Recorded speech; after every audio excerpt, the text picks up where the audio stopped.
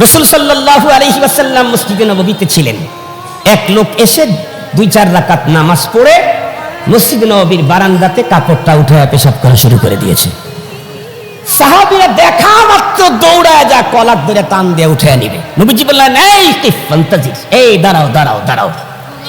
সাহাবীরা তো খুব রাগ, আল্লাহর ঘর পবিত্র রাখার কথা, ও পেশাব করতেছে, ওরে তো এক চাপা চুপা সব শেষ করে দিয়ে দেব। নবীজি বললেন, দাঁড়াও দাঁড়াও। পরে ও আরামে পেশাবটা কমপ্লিট করলো খুব মজায়। এরপরে নবী আলাইহিস সালাম দুইজনকেই ডাকলেন, যে কলার ধরতে গেছে তাকেও ডাকলেন, যে পেশাব করছে তাকেও ডাকলেন। যে পেশাব করছে তাকে ডেকে বললেন, তুমি এখানে পেশাব করলে কেন? হুজুর, আমার খুব পেশাবের চাপ দিয়েছিল। বলে, ঠিক আছে, কিন্তু এটা তো আল্লাহর ঘরের, তো পবিত্র রাখতে হবে শুধু আল্লাহর ইবাদতের জন্য। বলে, হুজুর, আমি বুঝি নাই, আর জীবনে কোনোদিন আল্লাহর ঘরকে অপবিত্র হতে দেব না। আলহামদুলিল্লাহ। ওই লোকটাকে ডেকে বললেন, তুমি ওর কলার ধরতে গেলা কেন? বলে, হুজুর, আল্লাহর ঘরে পেশাব করে দিচ্ছে, কলার কে, ধরার যত জায়গা আছে সব ধরা দরকার।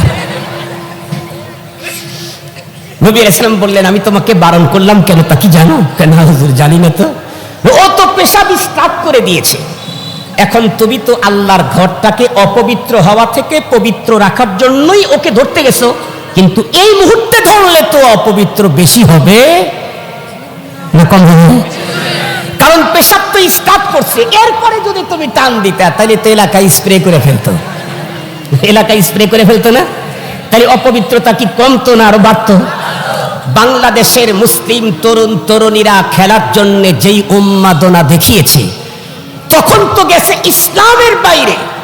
ওই মুহূর্তে যদি আমরা এই বয়ানগুলি করতাম, তাহলে তখন এই কথাটার উন্মাদনার কারণে, অনেক আগায় যাওয়ার কারণে আমাদের কোরআনী কথাগুলা যদি তুচ্ছতাচ্ছিল্য করে একবার বলতো, তখন আর ঈমানই সর্বনাশ হয়ে যেত।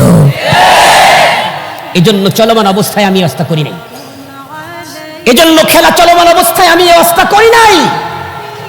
যতদূর পর্যন্ত মাইকের আওয়াজ যায়, ভালো করে মনে রাখবেন, মানুষের জীবনে বাপ ভাঙ্গা আনন্দ আসতে পারে। হাসি দেওয়ার অপশন ইসলাম আর শরীয়ত খোলা রেখেছেন, কিন্তু যেমনটি খুশি তেমনটি হাসি দেওয়ার পারমিশন নেই। হাসি 3 প্রকার, তাবাসসুম, যিহক, কাহকাহা, 2টার অনুমতি আছে। তাবাসসুম যদি কেউ দিতে পারে, নেকিও হবে, আনন্দ হবে। যিহক যদি কেউ হাসতে পারে, আনন্দ হবে, নেকি হবে না, গুনাহ হবে না। কাহকাহা, অট্টহাসি যদি কেউ দেয়, আনন্দ হতে পারে, তবে এর পারমিশন নেই, গুনাহ হবে।